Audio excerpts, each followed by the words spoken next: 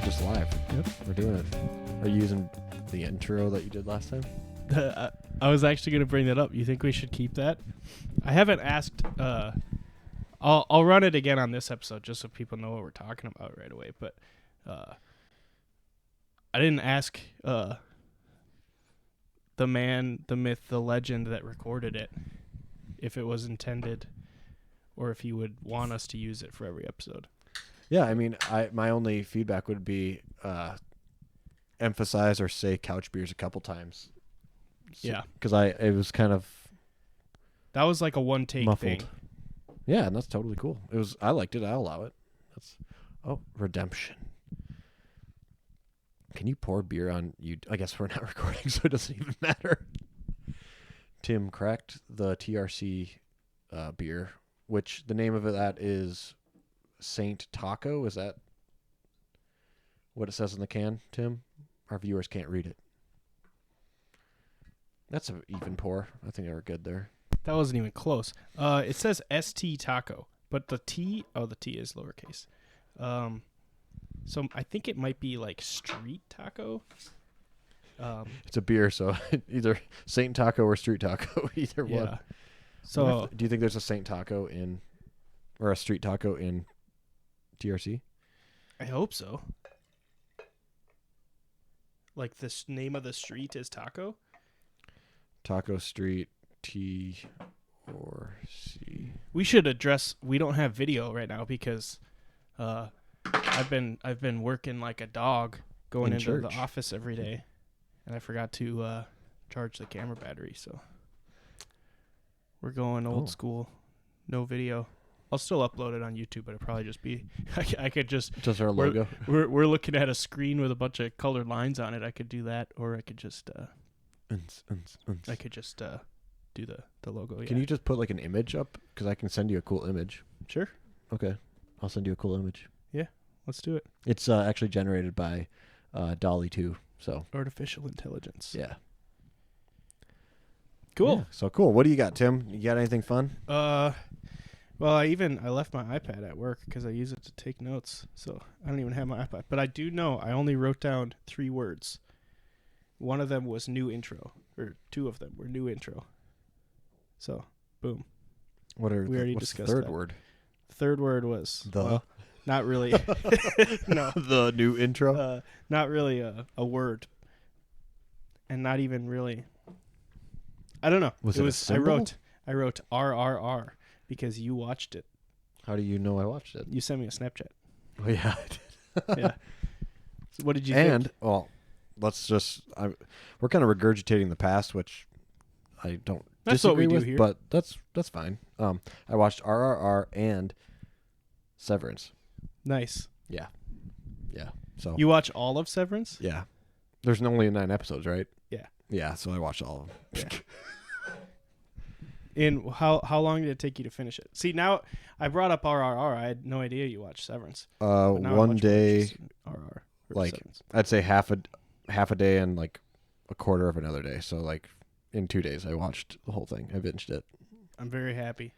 I was cooking and stuff for like one of the episodes, and then I rewatched it because I was like, nope, this is too important. Yeah. Like, it really, like, the first episode is awesome. I loved it. I fell in love right away. And then, like stuff happens in the next, I don't know, 2 or 3, but it really turns up the heat and, like, goes all out the second half of the season. I kind of want to know how you described it the first time, because it was kind of like, kind of interesting, but kind of not. But after you watched the first episode, for me, I was like, okay, yeah, exactly what you said. I'm like, the hooks are they're not set, but they're in. And then at just every episode after that, it just really, they dial it up. And then they somehow, crank in like comedy and it's a really well done thing. I didn't know Ben Stiller was the director. Yeah. Very impressed with that dude. Yeah. He did one of my top movies was Secret Life of Walter Mitty. He did that too. Oh, really? He stars in it, but I think he also directed it. Maybe I'm wrong. I hope I'm wrong. Fact check me. I wonder if we had Listeners. this exact same conversation when I I first bet we brought it up. did. Yeah. But anyway, so how I would describe it, I don't know how you did for Severance without giving anything away. Mm-hmm. And I bet you did say this, and I'm just saying it in a dumber way. I don't know. So, okay, you tell me what you think Severance is about, and I'll tell you without giving... I mean, it's not giving anything away. It's what the show's about. So I think when I very first brought it up, just because of the nature of the show, I think I said, like, I really, really like this show, but I don't want to tell you anything about it. Like, Okay. I think Yeah, that's what it was. what I brought up was because I remember this happening, and I think I said it on the podcast, but I got a notification from Apple TV on my phone. Yep. And I had already watched Ted Lasso. I had already watched Coda. They were both very good. And they were like, check out this new show, Severance. And then I clicked on it. I was like, huh, let me look into that. I like the both those things I watched on Apple TV. And then it said, for fans of Mr. Robot. And I was like, oh, I got to watch it. I guess. Yep. So I watched it. Loved it. Yeah. I almost wish... So, this is what I was thinking at the conclusion of the first season. Mm-hmm. I thought to myself, man, if they shot that in the style of Mr. Robot, game over. You know what I mean? You like mean that just like the videography stuff? videography and just like kind of how... I don't... Off pace doesn't sound like a good description word, but like it's kind of like out of cadence, but Yeah. it's its own cadence. It's its own drum beat. Part of the videography in Mr. Robot that I really liked is they kind of go against the norms. Like they have, like the rule of thirds. Yes. In photography, videography. Yeah, I swear we already talked about I know. this, I think we did. That's okay. I'll just go through. We'll just go bullet point it. Spark note that. Like if you split up the horizontal and vertical lines or like areas of a image into thirds, then you would want to put your subject on one of those vertical lines. Yep. And have them facing towards the other vertical line. Where Mr. Robot would do the opposite. They'd put them on, like, say, if the subject's on the left part of the screen, they're looking left, just to like make you feel uncomfortable. Yeah, because I think you described that before. It's like the way normal videography or cinematography is it's kind of like the focal point is where everyone's looking, kind of. Yeah. So even when the actors are looking at something, you're looking with them, kind of, sort of. Right. So with Mr. Robot, they do kind of exactly what you said, the opposite. They're looking off screen. We can't see it. And it's just I'm making this up, like biological discomfort when you can't, someone sees something and you can't see it. You naturally want to look and you can't. It adds to like you want to know more. Yeah. So anyway, I guess, can I speak a little bit about Severance just because of why I liked it? Go for it. It's been out for like a year now, so if people haven't watched it, when's season 2 coming? That's the question. But it's a good question. Writer's strike now, so who knows? Never. So this is my bullet point spark note of it. There's a company that developed a technology to where you can, in essence, sever your work life from your personal life. Yeah. So when you go to work, it's like they do something, it's in the elevator down to where you work. Yeah. They do something that, it's like they implant something in your head and it pretty much shuts off your consciousness for work. Yeah. And then when you come up the elevator, it turns it back on and then you're like back. The only thing I would clarify with that, I think that was great. But you're still conscious when you're at work. Yeah. It's just like that the person that you are at work doesn't know the person that exists outside of work and vice versa. Yeah, exactly. And it's interesting because it's almost like, and it's been out long enough. I think we can talk about it without, it's not a spoiler, but when they're at work, like what they're doing for work, quote unquote, is like just stupid stuff. Yeah. So that to me is like, that's, how do I want to say this? It's like that's like their subconscious, just like living in like a computer program or something. Like, right? It's because they're they're working, quote unquote, but it's like stupid stuff like a computer program where it's like you just like find numbers or something. And you stare at a screen full of numbers and pick out the ones that are scary. Yeah, and so like for me, that was it's interesting because it's like, what I want to say. It's so tough to kind of explain how I understand it because that's why I like it so much. Yeah. It's like they're working on something different. We don't know what they're working on, but this is like this. It's like this room of where they do their work, which looks to us like meaningless stuff. Yeah. But they're actually doing something in real world. We just don't know what it is. Right. And so this is kind of like the brain taking a vacation but not knowing anything that's going on. Right. I don't know how to describe it. It sounds really dumb when I'm saying it out loud, but in my head it makes so much more sense. Yeah, I think the show, and there's a lot of like shows and movies that I like that can be boiled down to the same point. It's basically taking this idea of like, what if your work self and your home self were actually separate, and then expanding an entire TV show about it. Mm-hmm. And it's genius. And because that's something that like a lot of people, probably most people that work a 9-to-5 job experience. You're not the same person at home as you are at work. Like, your behavior is different. That's a concept. Yeah, definitely. But it's taking it to an extreme. Which is cool. Which is cool. And what's even, funnier, or not funnier, but the thing that gets me hooked on this is also, they don't even know what they do at work. Like, they signed up for it. They're like, sign me up for this. And like, but they have zero idea. Yep. And so then it's like, there's another avenue. There's a whole nother, I guess, point of, okay, are you taking a break, or is your mind separated from work because of the work you're doing, or because you don't want to know? Or, there's so many questions that get asked that really I think it boils down to the individual. Like for me, because I was like, would I ever consider something like this? And I was like, hell no. Like, it freaked me out because I was like, if this was even possible and an option, how many people would sign up? I'd be like, holy crap. Like, because it freaks me out because it's like, whoa. That's like in the show, they kind of like battle that, the characters do. Like, the ones that are at work, if you think about it, like, basically they work an entire, whatever it is, 8-hour day, get in an elevator, and then immediately, ding, they're back at work. Like, that's how they observe it. So they're like perpetually working. Yeah. And like, they have the sensation of being rested because their outside self like would sleep through the night, Right. But they're 24 hours, 7 days a week for their entire life working.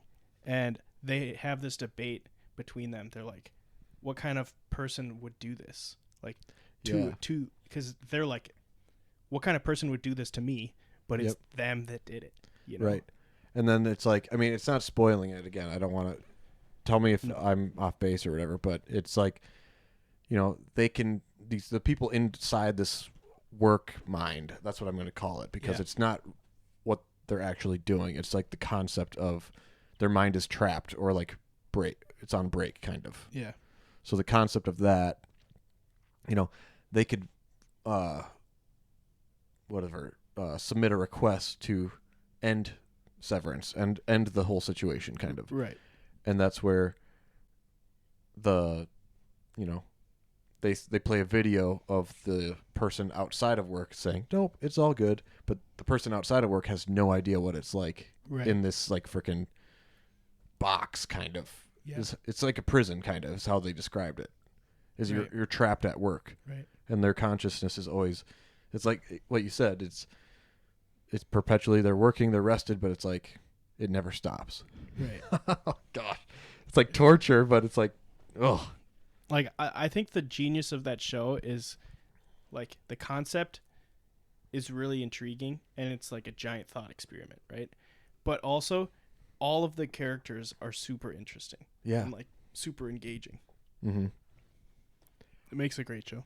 Yeah, and I'm excited for the future of it because again, it made me cringe because just the concept Yeah. of like being able to, I mean, essentially, you're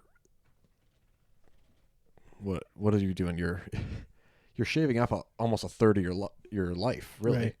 Yeah. and you have no memory of it. You have no idea what's going on. Yeah. And just anyway, so yeah, Severance, fantastic show, Tim. I wish you would have expanded more, so I would have watched sooner. But I tried to tell you. I everything you've said is completely true. So let's move on to RRR. Yeah, let's do it. So I don't know what it was, but you're completely right. I remember you describing how there's a point in the movie where you're like, okay, this is like the climax, and then it's kind of, going to wrap up, and then it just keeps going. Yeah. Like, and that's literally like the halfway mark. Yeah. What's really funny and or not funny, it's just super interesting to me is like, this is I don't know, it was well done. How I would normally judge or score a movie, this is not this, it's so weird because I feel like this is more cultural than it is cinema. Yeah. You know what I mean? Yeah. Like, so exactly what you said, like just the outlandishness, or they break into dance, or it's like all of a sudden they break into a dance or a musical number. Yeah. And it's like expressing a friendship almost. Yeah. And then it's just like, it's so wild. And this is what I thought was funny. So I have subtitles on Netflix. Mm-hmm. And so, and it is in English. It's like kind of dubbed, kind of not. Yeah. I don't know how to describe it, but what they say like audibly is not what the actor's saying. Transcript. Yeah. Well, not what the actor's saying and not what the transcription is Oh, on really? Netflix. Yeah. It's off just a little bit. It's like, Yeah. you'd have to like try it out, but it's, like, I don't feel the same way. And then what the transcription says is, I don't want to be that person or something. It's like, it's like similar, but like not the same. Yeah. And then of course that kind of is weird when the actors are like it's like the old like 70s Japanese movies that are dubbed in English and their mouths don't match. Yeah. It's kind of, I love those. I grew up on those, but. And one thing I noticed too about that was like, even the English speaking parts, like where like they're British people, they're speaking English, are not the same as the voices that are saying it. Like they don't line up. So they must have they dubbed the English parts in English too. Yeah, no.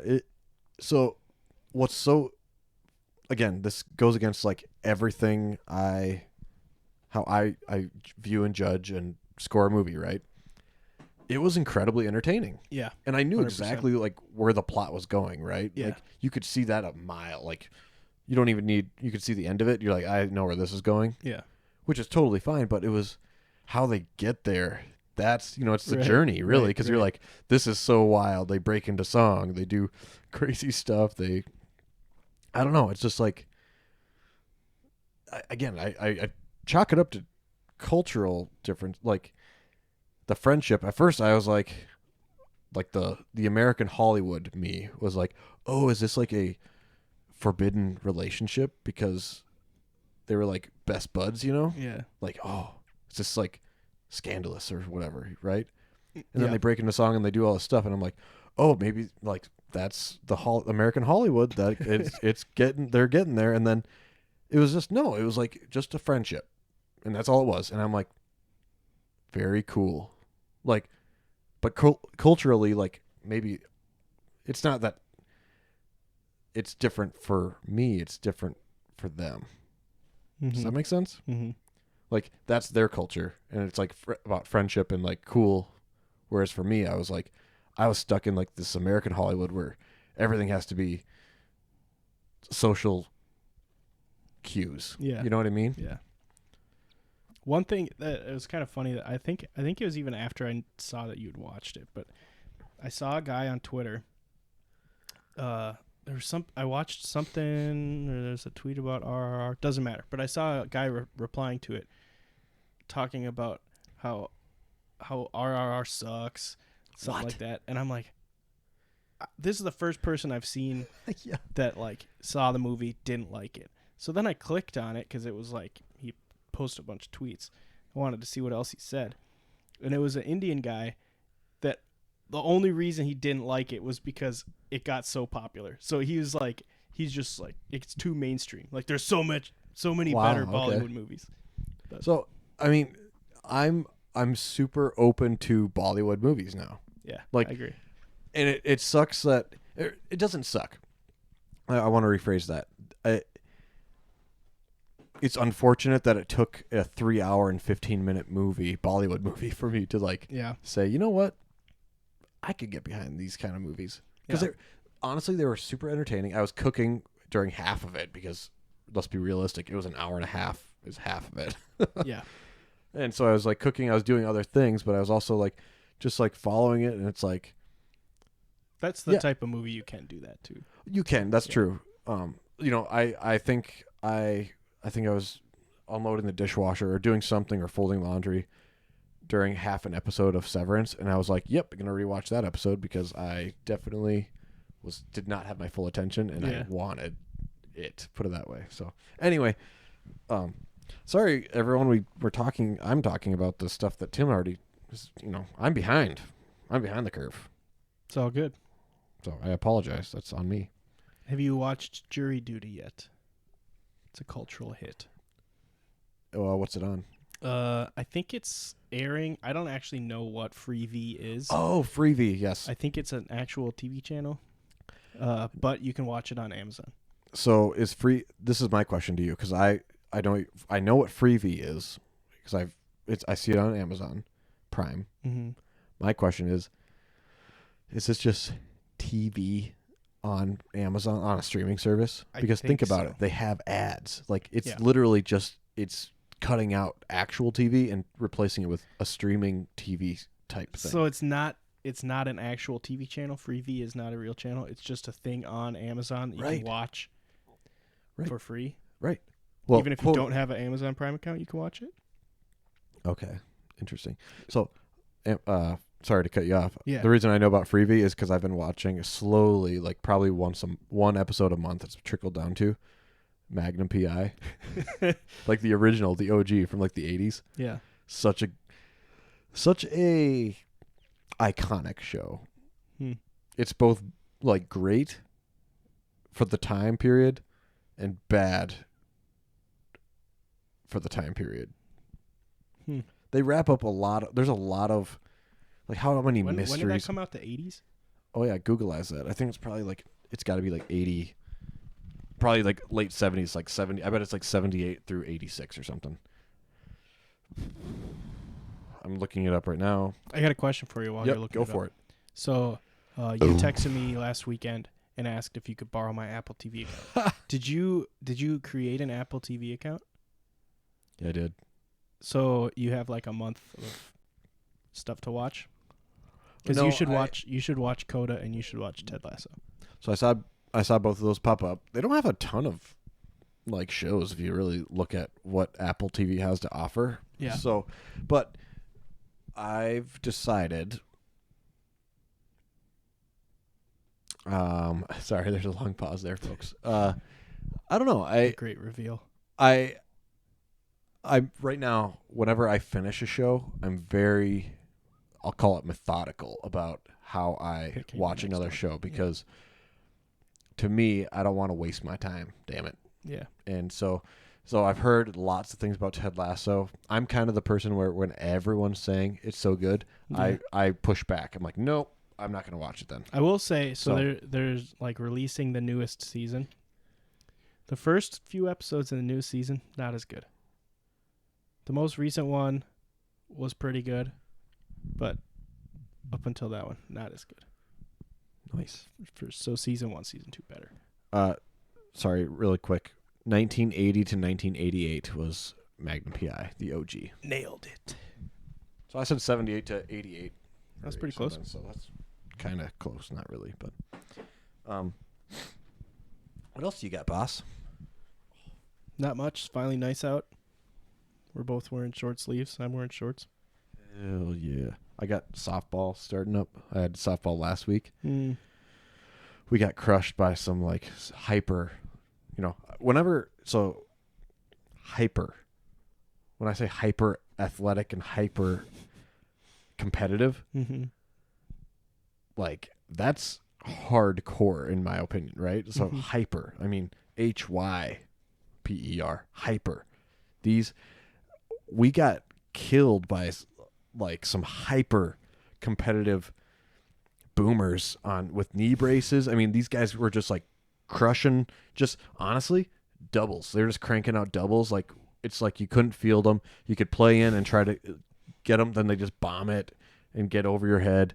You play back, they hit it short. Like they were playing the field, right? Mm.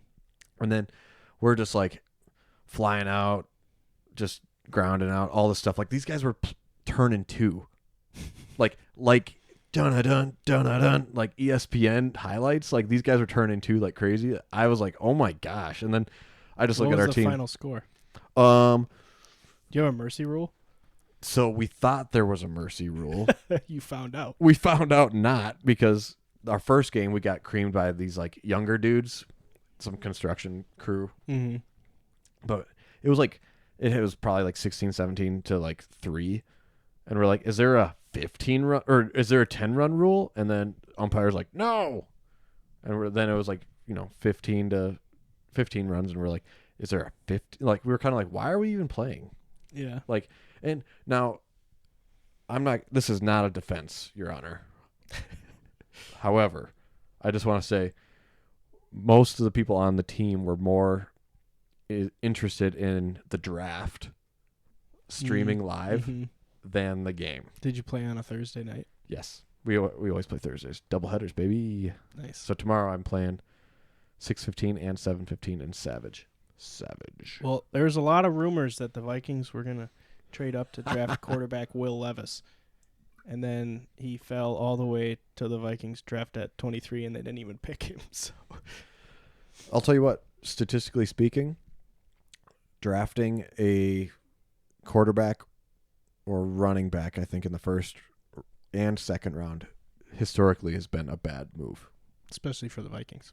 Well, for I think most teams though, like statistically speaking, they said.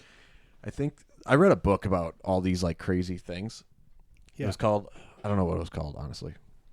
Did somebody fall? What was that noise? I know. I just cleared my throat. Oh, that was your. I don't know if that made it. It sounded like metal jingling. Okay. Yeah. So no, it was the book pretty much said like for example, March Madness. You're best off if you have no idea, or even if you do have a great idea. Mm-hmm. It's not who you want to win. It's pick between like the number 4 and the number 8 seed. Yeah. Pick all your picks for in that between the 4th and 8th, and like over time you will beat everyone. I'm gonna look it up because I'm curious who like the first overall draft picks have been, because I think like if you think about like recent history, the first quarterback taken, if they're like number 1 overall. Yep. Like Andrew Luck was really good. For like 2 seasons, right? Well, he kept getting hurt, so he just was like, no, I think I'm done. That's fair. Yeah. And Jared Goff has been okay. But other than that, who else is there? Baker Mayfield?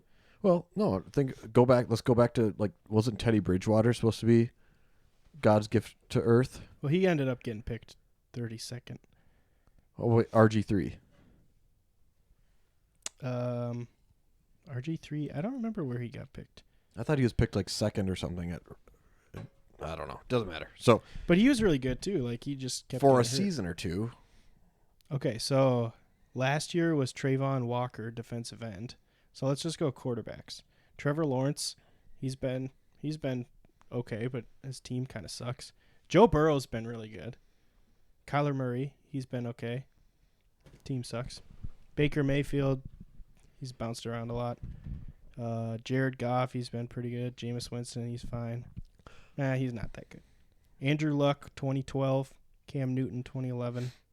honestly, you know what I would, if I could, I don't want to say rewrite history because I don't want to do that. But if I could, I would want to put Baker Mayfield. I would want him, and maybe it's too late. I'll start with that. Maybe it's too late, but I would want someone of Baker Mayfield's caliber to like learn under a great quarterback. Yeah. Like great quarterback, because honestly, it's like his enthusiasm. I feel like I see like a fun Brett Favre era in him. Yeah. He just gets so jazzed whenever anything good happens on offense, and I love it. Yeah. I just love the attitude and like the enthusiasm. Yeah, he's not the best quarterback by any means. He's not the worst either. Yeah. You know, so it's like I'd rather have the enthusiasm and like a team player learn under someone great, and then it's like when he's 37, he's like, I'm an old timer and I know what I'm doing now. I was a backup for whoever for so long. You know who I think is gonna have that kind of career? Brock Purdy.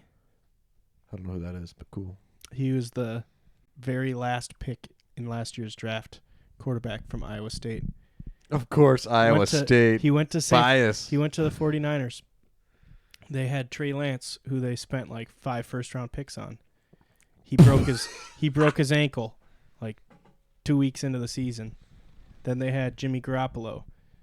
He did something to his leg. I don't remember what it was. Like 10 weeks into the season. Brock Purdy, last pick in the draft, comes in, leads them to victory after Jimmy Garoppolo gets hurt. He won every single game until they lost in the NFC Championship game. So does it even matter?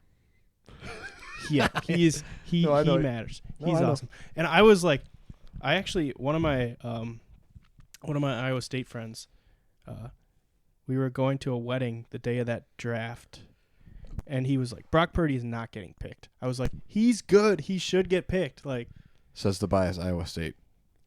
Yeah, but I think he's alumni. He I don't know. He's played 4 years, started 4 years at Iowa State. Basically holds every quarterback record at Iowa State. He was good. But is that hard? Well, I'm fucking with you. Yeah, well, I took your question serious. I knew it was a joke, but I took it seriously. They had 2 guys that played quarterback at Iowa State that went on to have long backup careers in the NFL. Dante Culpepper. No. Seneca Wallace. I think he was a backup for like 8 or 9 years or something. And what is that other guy's name? Wait, his name was Seneca? Yeah. What a douchey family. Well, so I guess I don't know where the name Seneca comes from. Like the Greek philosopher Seneca? Seneca. That, I think, is Seneca. So God. Who are those parents? Shame on you. Shame on Seneca you. Wallace. And then what is that other guy's name? I can't think of it right now, but he had an even longer Was it career. Aristotle Johnson? No, it was like a bland white guy name. A bland white guy name? Is that what you said? Yeah. Dale Johnson. Something like that. Anyway, he played Cousins. for the Vikings even. But Gus Verrat? No. Whatever, doesn't matter. Okay. Also, funny story about the name Seneca. I was at an Iowa State football game, and there was probably I don't know, 6-7-year-old little girl walking into the game with her dad, and she got ahead of him, and he's like, Seneca, come back. And I was like, that's hilarious. How many Brocks do you think there are going to be named after Brock Purdy? Barack or Brock? Brock. Brock. Broccoli Purdy. I think Brock is way more common than Seneca. Yeah, probably. But that's also true. So you could just say I like the name Brock before I knew Brock Purdy, where not a lot of people are naming their kids Seneca. If you're like an Iowa State football fan and you have a kid named Seneca, everyone knows where the name came from. Unless you're big on philosophy or you majored in it. Why can't he be both? That's right. I feel like if you're majored in philosophy, you're not a football fan. But that's just me. Yeah. I don't know. Probably true. Actually, that's not true because I have a friend. Oh, no, he was psychology. Never mind. He wasn't your friend. Never mind. Oh, sorry. I take it back. Psychology and philosophy are like the same thing in my head, but I know they're not. So, are we over? Are we? Can I take? We can move on.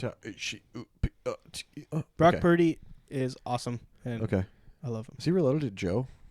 Joe Purdy? Yeah. Who's that? So a musical artist. Oh. John Party? No. Joe Purdy. He has a younger brother named Bubba. Bubba Purdy? Yeah, he plays quarterback. I think he's at Florida State. Or he just transferred. I don't remember. He just transferred to Florida State? Okay. Well, so I saw a concert last weekend. Oh, that's right. Right. I forgot to ask you about it. Well, you kind of texted me about it a little bit. But. I did. Yeah.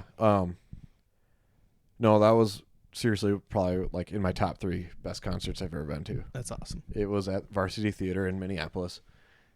It was so cool. It was really, yeah, I don't know how to explain it. Like I said, it was kind of like the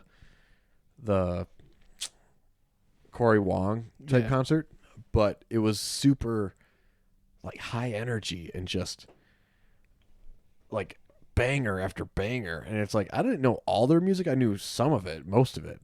This was the Bright Blues album tour. Mm-hmm. And so they just like banged that whole album. I was like, I obviously listened to that after that, and I was like, damn, like, yeah, I remember every one of they played them.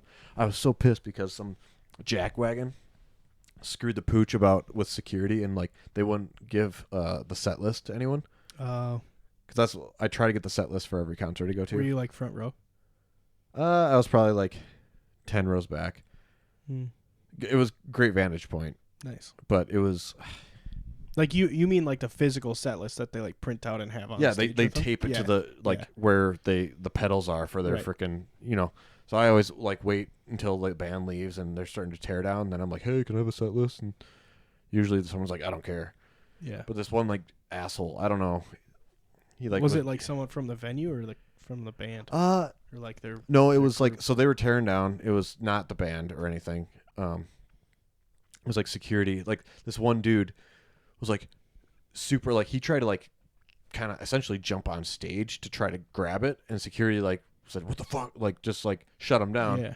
And then that's where they started pushing everyone back, like all security. And I was like, hey, can I get a set list? And then they're just like, no. And I was like, no, you screwed us up. Yeah. But anyway, so that's their second album, right? Or do they have more? I think they have more. Okay. Maybe, unless they had, I think this is probably their third or fourth. The only one I ever listened to was Joy to the Wild Unknown.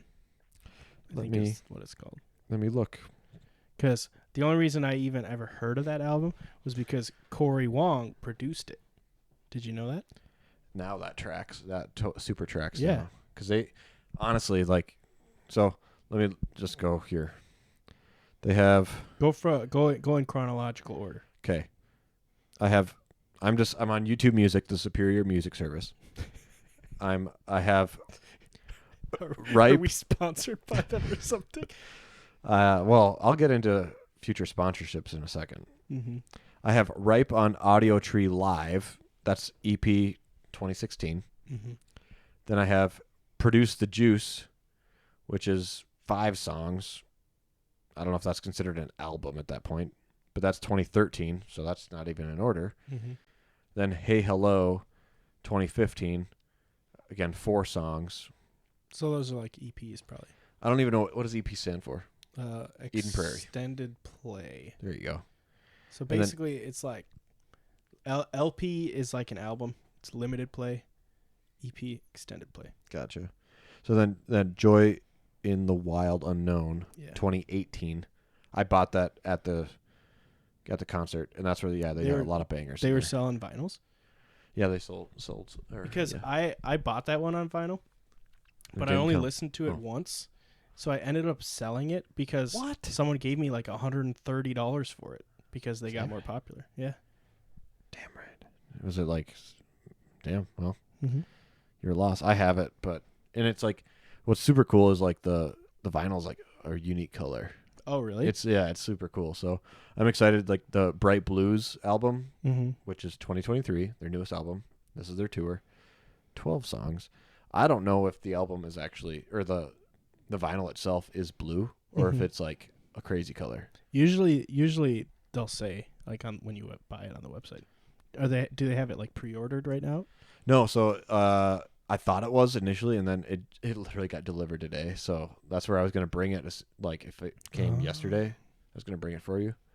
But anyway, so that was a very, very good concert, and I was this close, and you can't see this on the video because it's not recording. It's about an inch and a half. About an inch and a half. Thumb and your I was an inch and a half away from like, because I also bought the tour poster of like all the locations. I almost was gonna be like a groupie and like buy like a Raleigh, North Carolina. Like it was like 2 nights after. Yeah. And I was like, do I take some PTO and just go to like Raleigh and go see them? Like I was like so jazzed after that. I was like, whoa, that was such a great show. Yeah. I couldn't get over it. So anyway. So that's awesome. I'm very happy for you, and now I really want to see him. So again, I compare it. I've seen Corey Wong, I think two or three times now. Yeah. Fantastic show. I don't want to compare the two because they're equally as fun and good. Yeah. I think again the energy level being so high for Ripe was just like it killed me. I was like, whoa. Yeah. Like, and what's even crazier is like half the people probably didn't even know their music, but like it was interactive in a good way where like they weren't, I hate it when like it's like the chorus and then the lead singer just can't hit the notes and just says and throws the mic at the audience and then the audience, it's like, yeah, I paid money to see you, dick. I like when Sing they do it. They do it for like one word, where like oh yeah, 1612 by Wolfpack. Yep. Everyone yells Frank Sinatra. Like yeah, that's acceptable. That's cool because everyone knows it's one little thing. Yeah. The whole chorus though, you don't see Antoine Stanley being like, for his 1612. He doesn't like throw the mic out at the audience and say, "You guys sing it." Yeah. It's like, F you. I'd be so pissed. I have been pissed. Yeah. Because I'm like, which hey, is fair. Why am I here? I'm here to listen to the musical artist, not the audience. Exactly. Anyway, so just a fantastic show. I will. Yeah, like I said, I almost like took PTO and bought more tickets to a destination and went, but I didn't. So cool story, Zach. That reminds me of when I fell in love with Wolfpack because I went and saw them. I think it was a Friday night or a Thursday night At the Red Rock. No, it was at First Avenue, and I had like literally like 2 months earlier discovered them. Mm-hmm. And that day, I was like, I think this is my new favorite band. And I sent it to all my friends. They're like, this is dumb. Why do you like this? And I'm like, I don't care. I like it. So then I convinced like 2 of my more musically open-minded friends to go to the concert with me. And it was too. They loved it. It was amazing. And they were playing the next night too. So nice. I was like, that was the best concert I've ever been to. So I tried to convince my other friends to go with me, and nobody would. So you went 2 nights in a row? No. I ended up not going, but I wish I would have. Yeah. Because that was the last time they toured. Yeah. But they're doing a residency in Brooklyn in November. I think I'm gonna go. Like 4 nights back to back to back. 4 nights? Yep. 4 nights, 8 shows. Whoa. Yeah. How much are tickets? $75. That's it? Yep. Like Brooklyn, New York. Yep. I should consider doing that. I just like that's a bucket list band I like to see. I actually bought tickets already. I'll tell you offline which show. Sounds good. Are there any other other 2 bands that you want to see that are on your list that you haven't seen? Like bucket list, like if you were to die in the next year, you'd have to see them.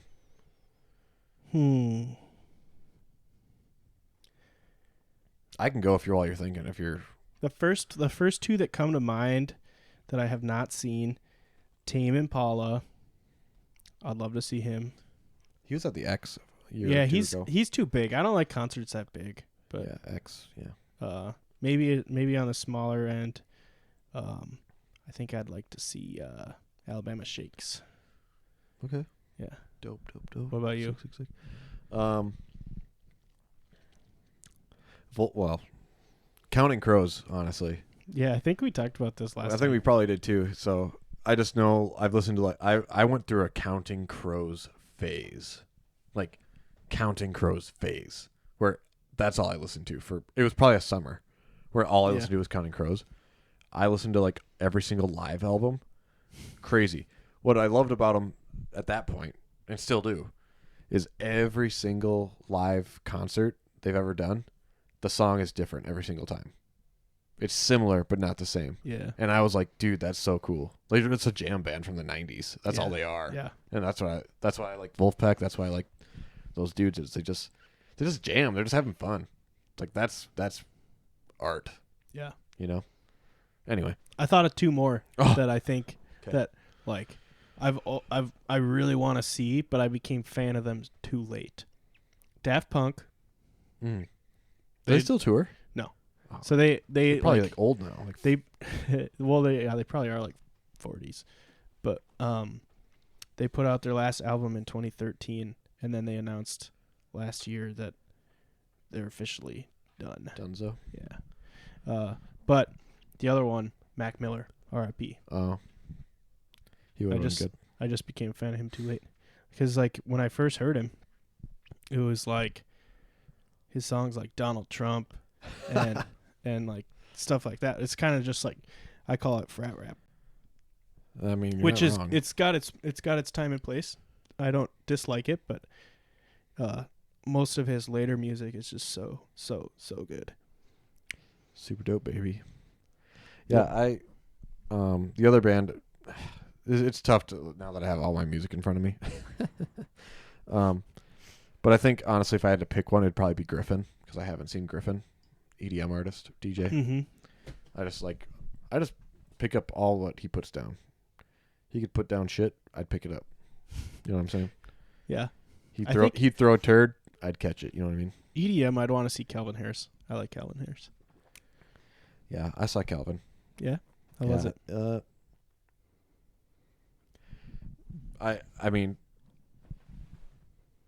let's just say I've seen Dylan Francis, Martin Garrix, Diplo, Calvin Harris, Afrojack, and Millennium. Mm-hmm. Those are the ones I can think of offhand. Honestly, the biggest disappointments were Diplo and Calvin Harris. Now, I don't feel like I'm missing out. I think Millennium would be a better show, in my opinion. I think I saw Martin Garrix. Is he the one that has the big X? Like that's his logo? Yeah, I saw Martin Garrix. Where'd you see him? At the Armory with Jake and Cassie. He was there? Yeah. I don't know where you were. It was when we all lived together, but I think it was just the three of us. Okay. Huh. Oh, that's cool. No, that's the only show I've been to at the Armory. It's a cool venue. It's kind of big and long. Yeah. We had like the upper decker tickets, which like I think is the way to go. Turd. Yeah. No, yeah. Because then you can actually see. I'd like to go to the Armory and not an EDM concert. I've only been to the Armory for EDM. Yeah. And it kind of gets old because it's like, okay, I get it. I was going to go see Lil Dicky there, but he canceled his show. Motherfucker. Yeah. I'd see Lil Dicky. I saw Young Gravy and Dylan Francis, and let's just say I wouldn't go again. Dylan Francis was fun, but Young Gravy was like, I saw Young Gravy open up for Tech 9 at the Caboose. Oh my god. It was like it was a great show, but it was a terrible show at the same time. Like it was just fun, but sure. Yeah. Okay. So, kind of on the topic of music, right? Mm-hmm. I don't know, unless you had more things to talk about, or I got nothing. Okay. So, how do I want to say this? It's weird because it's like simple lyrics to some music. I think they either mean something to individuals or they open up the can of worms of like meaning, I guess, right? Yeah. So like one of the from shout out to Ripe for their Bright Blues album. Mm-hmm. But one of their lyrics was like, "What good is a journey if the journey's all beginning and no end?" It's a different way of saying like, what good is anything if it doesn't end, right? Yeah. So I just thought that was super like interesting because I'm like, wow, like what does that mean? Like what does that mean to you? The journey's all beginning and no end. What does that even mean? That sounds sucky, doesn't it? The journey is the best part. Like, it's not about the destination, it's right. about the journey, right? Yeah. Yeah. I thought when you said simple lyrics, I thought you were talking like Wolfpack style lyrics. That is just like gibberish. It can be that too, though. Let me read you Animal Spirits. There was one particular line I was looking for. Da, da, da, da, da, da. When's Theo Katzman coming out? Or did he already come? He is coming in 2 weeks, but we're busy. Yeah, that's right. Worth it. Like, sorry, not worth it. So this is real lyrics. I'm not skipping any words of Animal Spirits by Wolfpack. Okay. Twitter on your telly, ramen in your belly, economics, put it in my pocket, Milty Marks and Maynard, Aries penny saver, set a market order because I'm pretty sure I got this, Boulder, Colorado, take a break at Yaddo, economics, put it in my pocket. This is silly. Who's the lyricist on that one? I think most of these are written by Jack. Like these ones that are just like nonsense. Because Theo Katzman is like a songwriter. Yeah. Joey Dosick's a songwriter. The other one could be like I know their keyboardist, multi-instrumentalist, Woody Goss also writes a lot of instrumentals, so it could be like Jack writing lyrics for Woody Goss songs. But sure. Yeah. I just think that, so I guess two different interpretations of simple lyrics, right? Yeah. Gibberish, quote unquote, and then the other thing. The other lyric that was on, I don't know if it's the same song. I think it's a different song. Same album, same band, Ripe, Bright Blues, is, what was it? It's, I gotta look it up. Sorry. It's all good. It's a, if this is fine, I'm gonna need better than fine or something. So I just thought that was super. I gotta listen to them again, because like I was saying, I only ever listened to their first album. Like, let's see here. Let me just read it real quick. Yeah. And if this is fine, then I need better than fine. I'm not exactly all right with this ambiguity. I don't know. What song is that? Get Over. Nice. It's bitchin'. I'm sorry. And I love the album cover. Album art is dope. Yeah, I liked their other one too. It's cool. I sent this to so around the same time I sent it to you. Yeah. I sent it to my sisters, my mom, and just a bunch of other people. I just said, this album is bitchin'. I don't really care what you think. Yeah. And then, at the concert, I was just like, oh my gosh, like that bass guitarist. I was like, that dude fucks. Like, I don't like that dude. I was just like, I was like, oh, like what you told me, like bass people usually have a tick. Yeah. It's either in their head or their foot or something, right? To keep the beat. He was it was like a hybrid between, Joe Dart, like with the head slamming his neck forward, and it was like kind of an orbital type of and I was just kind of like vibing with him, and I'm like, oh, that thing, because I was going with the bass line and like the trumpets and the everything was going, and I was like, I don't care about that shit, like the bass is where it's at. And there's like two other people that I was like, you guys get the bass, you hear that, Anyway, awesome show, high energy, great show. So anyway, I was The just other talking one, about- the other yeah. one I think you should go to that I've been to a couple of times, 3 maybe. Krungbin. You should go to Krungbin because I think you'd like them. Their music is like, if you just listen to the music, their newest album I actually really, really like, but their music is just kind of, it's different.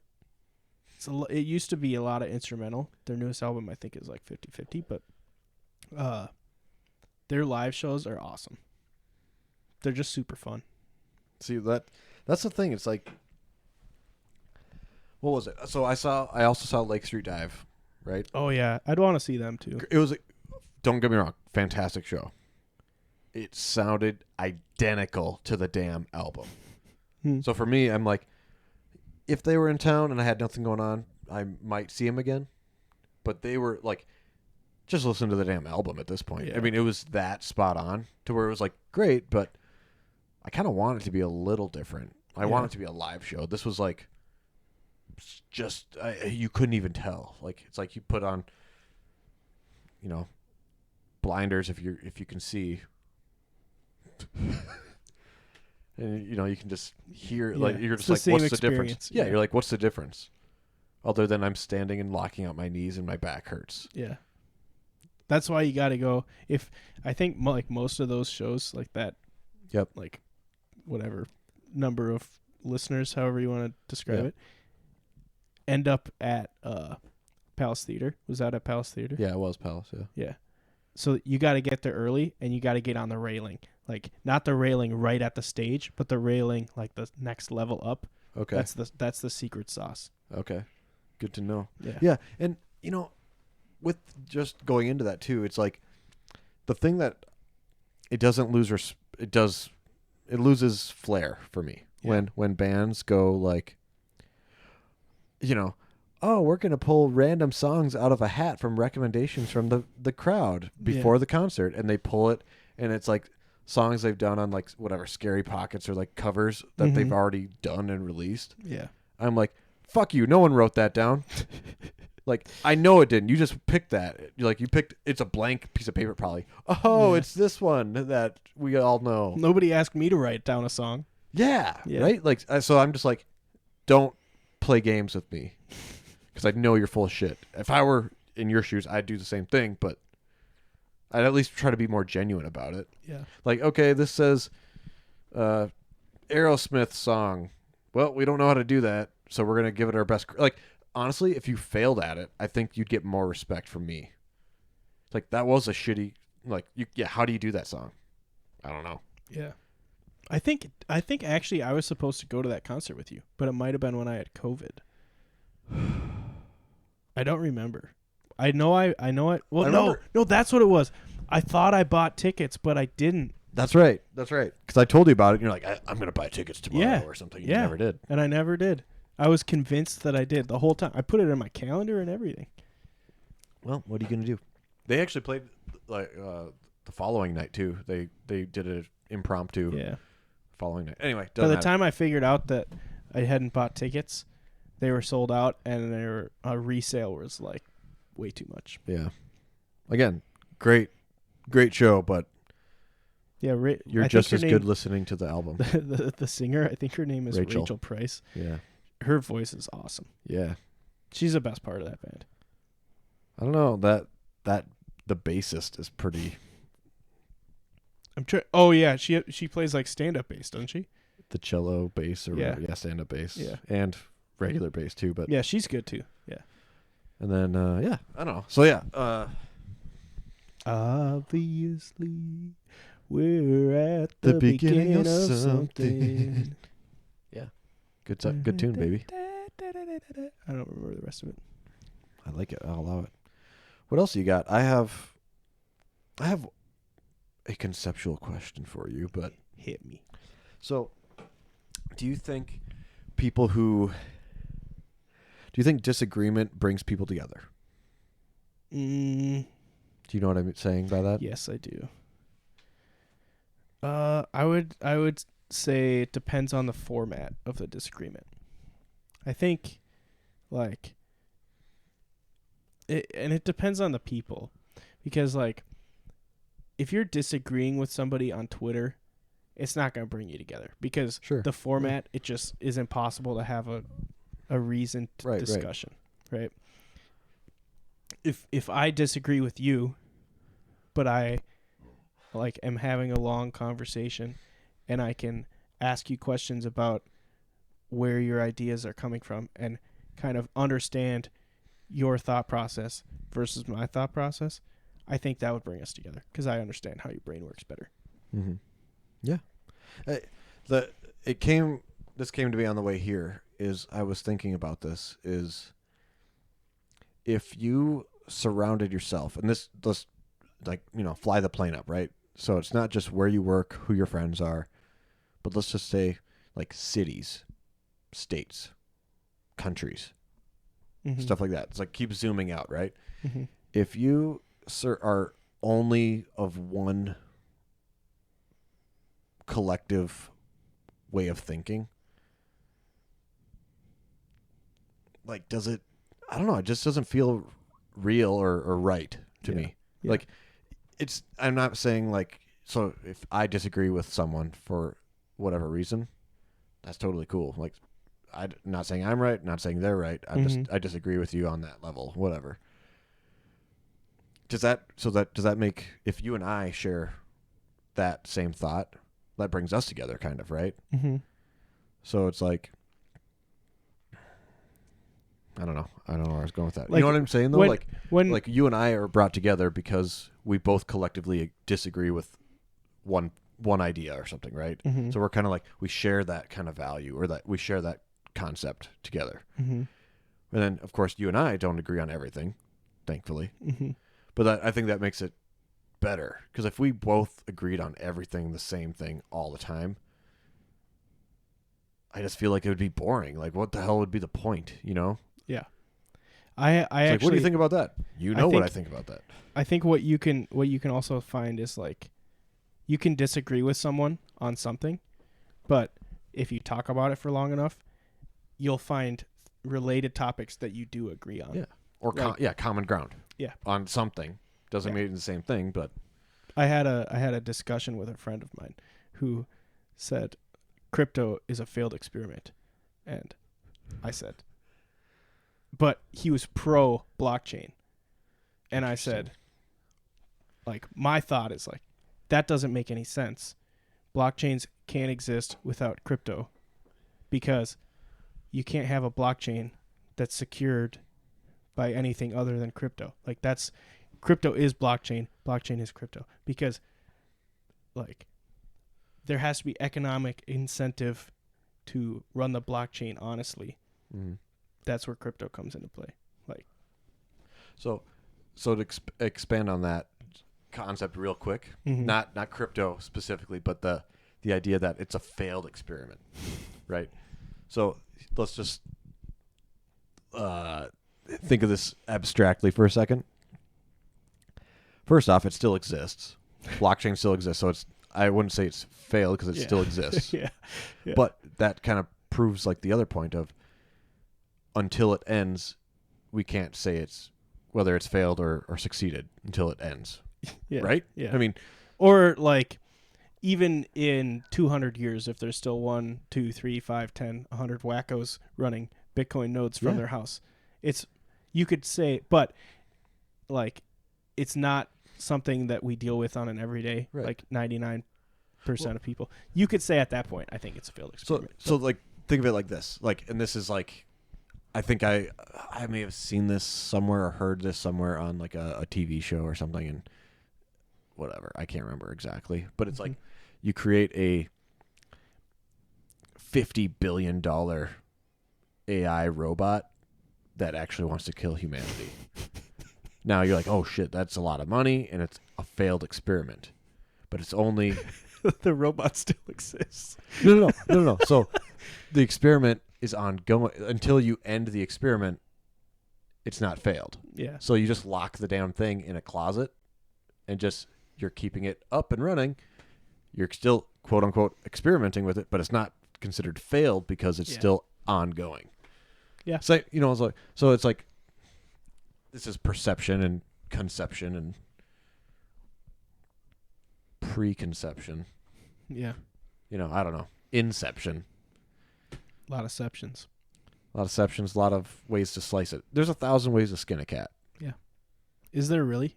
Name 5. Name 5? Yeah. You could probably start at the head, start at the rectum, start at the foot. Okay, are feet all the same on a cat, or is like the front toward the... You could call it front left, front right, back left, back right. So kind of like tires on a car. Sure. So Driver's side. I mean, so you could start at the ear, left ear, right Well, ear. I mean, that's like... that sounds like you're all doing it the same way. Well, no, you got to start somewhere. Where you start differentiates, doesn't it? I was thinking like There's 1,000 ways to start a race. Right? From the back, from the front, on the grid. Are you on the pole? Are you on second? P2, P3, P4? Semantics. I think there still is 1,000 ways to skin a cat because you could use an X-Acto knife. like, do I know the 1,000 ways? No. But I know probably 2 ways. Do you know why a chef's hat has 100 folds? Like, like the chef's hat, it's got like the little ridges on the top. You know why? To talk about it? No, it's to represent the 100 ways to prepare an egg. Name 5. Hard boiled, over easy, over hard, scrambled. What's it called when you put it on, like you just like crack the egg and boil it, and then you put it on top of Sunny side up? biscuit?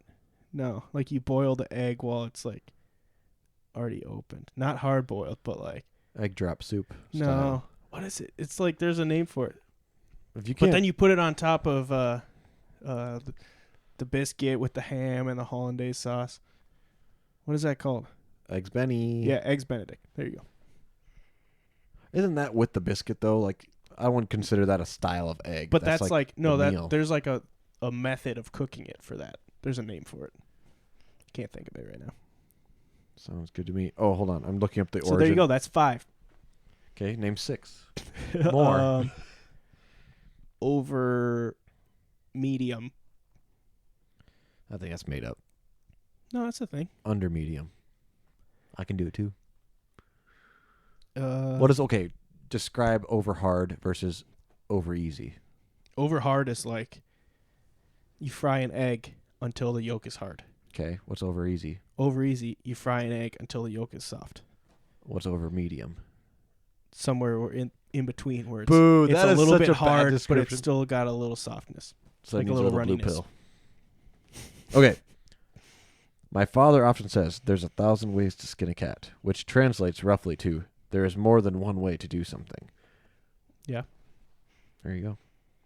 Okay, I want to know if you've ever heard this because this came up at work, and me and the director of ops. For some reason, I thought you were going to say me and the boys. Me and the boys.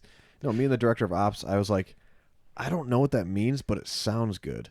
He's like, I have no idea. I've never heard that before either. So, But have you ever heard who said it? the CEO? Oh, okay. So here's the context. The CEO says, I'm a Mississippi man. Show me.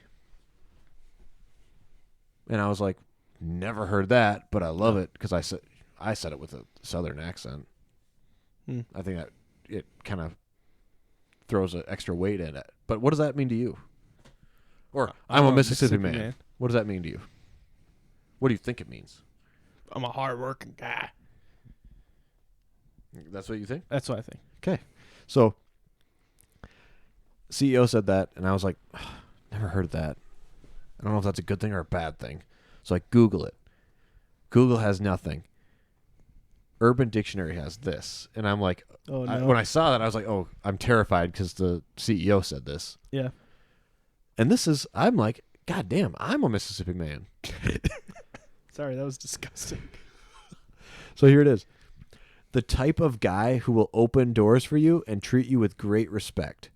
Always likes to have a good time, but likes to chill sometimes as well. But what is the actual word that it's describing? Mississippi man. So it's not like I'm a Mississippi man.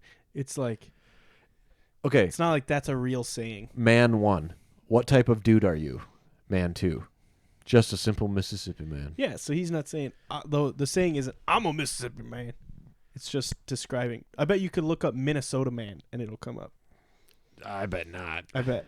Minnesota. It's going to be like Minnesota man jumps into river and dies or something stupid. No, look it up on Urban Dictionary, I mean. Okay, keep talking then. I kind of got to go to the bathroom. Boo. Hold on, here we go. Urban Dictionary, Minnesota man. Oh, man. Okay. Minnesota man is the most docile entity out of them all. Wow. Not much is known about it because it blends with other humans. Most likely is obsessed with Prince. How can you tell if you've encountered a Minnesota man? The only sign we have so far is that they're overly nice.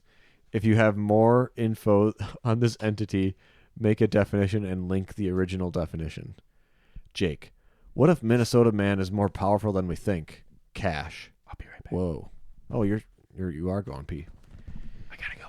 All right. So in this time of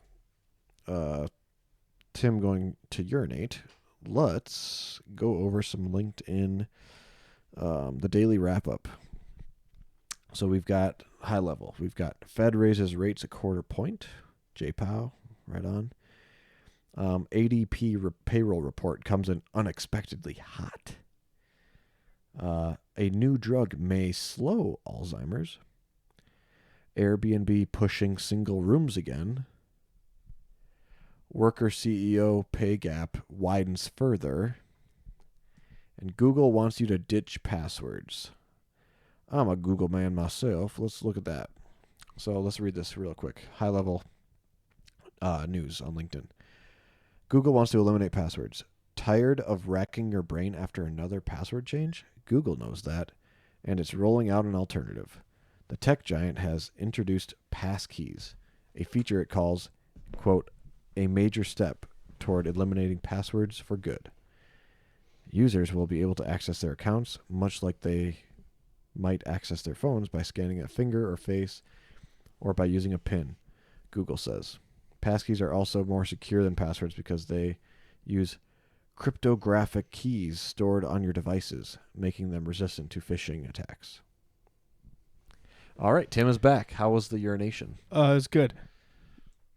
That made me think of okay. one of the things that is the most interesting to me about Ethereum is the idea of sign in with Ethereum.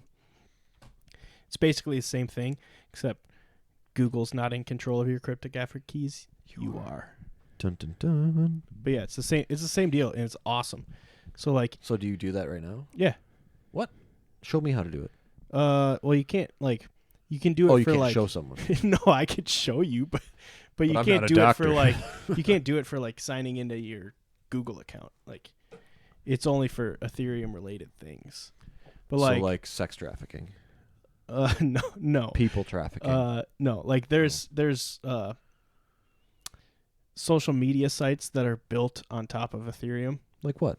There's one called Farcaster, another one called Lens Protocol, but it's basically like a clone of Twitter Interesting. that you can sign in using your Ethereum account and post. And so that's how when I was talking to my friend about not to go on a blockchain rant again, talking to my friend about blockchain, crypto, whatever, I think blockchain is there's this world of AI where anyone can create anything they want, and I could create in a AI future, I could create a picture that looks 100% real of, I don't know, you stabbing me, right? And I'd be like, look, I got this picture on my webcam. Zach stabbed me. Arrest his ass, right? But I don't really know exactly. That's the worst example I could have come up with. Anyway, That's the worst example. but to prove it's the worst example to prove my point. Okay. But like, you could come up with a fake CNN clip, right? That looks 100% real. But if CNN releases it signed with their private keys, then everyone knows this is the real CNN clip. Everyone knows that clip that looks 100% real is fake because it's not signed by the CNN. Yeah, private that'd be keys, dope. like the cryptographically proven. That sounds super sick. Why is no one grasping at this? It'll come, but that is like people that say NFTs are just for, like people say NFTs just for money laundering. Nobody wants to buy a picture of a monkey for $100,000. Yeah, most people don't want to buy a picture of a monkey for $100,000, but some people do for some reason. Don't know why. But Tim, that is the perfect application of NFTs. Did you buy a picture of one? No, I did not. Okay. I actually was like looking at them when they were pretty cheap, and I thought they were kind of good-looking monkeys or what? No. Oh. I thought they were kind of silly. And then if I would have bought one and never sold it, which obviously never would have happened, you could have made like $1 million. But didn't. Hindsight's 20/20. Am I right? Yeah. You still haven't taught me how to like do crypto, so thanks. It's hard to. I was thinking about this after one of the times. It's hard to teach you because I'm like, well, show me. What do you want? Mississippi man. What do you want to do? Like, you have to have a objective. I want to buy NFTs. Okay, I can show you how to do that. I want to do things and not be screwed over.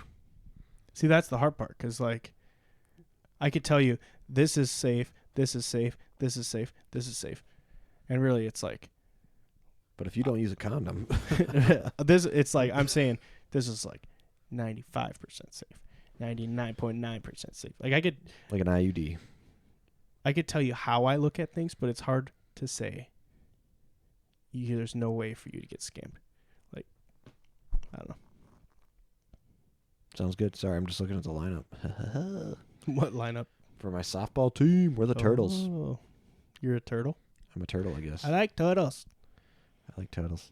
I showed you the clip of David Guetta, right? Of using AI. Yeah.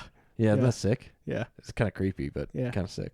Super sick. That's what I'm saying. So like anybody could make a video of David Guetta, but if it's not signed by his private keys or his cryptographic signature, you know it's not real or it's not something he produced. Do you think AI can get around that blockchain situation? No. Because the only way to do it, like if I want to crack someone's Ethereum wallet, the only way to do it is by a brute force attack, and it's basically impossible. Like with modern computing, it would take like tens of millions of years or more. So who has that kind of time? No one. AI, doesn't it? No. Because they need the computing power to be able to crack it. Did we talk about this? Tell me if we did, and then I'll shut up. But the folks who... I think we did. Now that I'm thinking about it. The folks that are like, AI consumes 500,000 gallons of water. We did talk about that. Okay, yeah. Let's table that. Or we'll, yeah, we talked about that. Yeah, last sorry. time. I just or maybe remember the how time before ridiculous that was. So, yeah. Well, one of the head dudes at Google resigned for One AI. of the AI guys? Because he's like, it'll ruin America or something. Or humankind. Yeah. Mankind. Yep. I got nothing else. What do you got? Nothing. Probably got to go do some yard work after this. After this? I guess it is 9 o'clock Central Standard Time, and it's still light. So, yeah, I got nothing. Yeah. We gave it our all. Oh. Sorry, no video. We'll be back. Remind me to talk about ginger next time. Okay. It's not a cat, nor a cookie. Is it a person? No. It's a drink. Is it, never mind. I'll ask next time. Yep. Sounds good. All right. Peace out. Couch Beers Couch Republic. Beers Podcast at gmail.com. Couch Beers Pod on Instagram. Hit us up. Tell us why we were wrong. Fact check us. Or why we were right. All right. Tell me what a Minnesota man is versus a Mississippi man. Yep. All right. Peace out. Bye. Bye.